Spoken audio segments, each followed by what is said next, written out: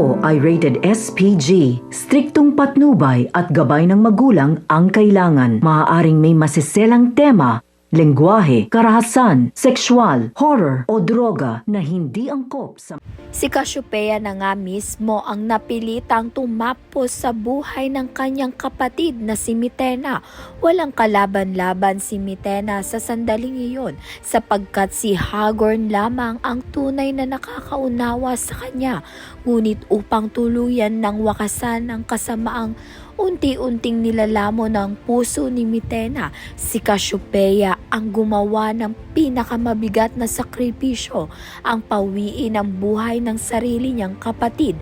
May lihim na pinaniniwalaan itong si Cassiopeia na kapag sila'y kapwa nagkaroon na ng paglisan, doon lamang mauunawaan ni Mitena ang buong katotohanan kapag naging ifre na sila parehas ni Cassiopeia. Sa kabilang banda naman nga nagpalit anyo nga itong si Gargan.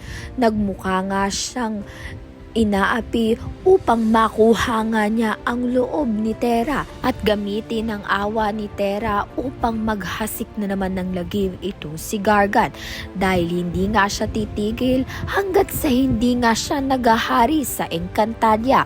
Kaya naman nga't yan at iba pa ang dapat nating pakaabangan. Maraming salamat sa iyong panonood.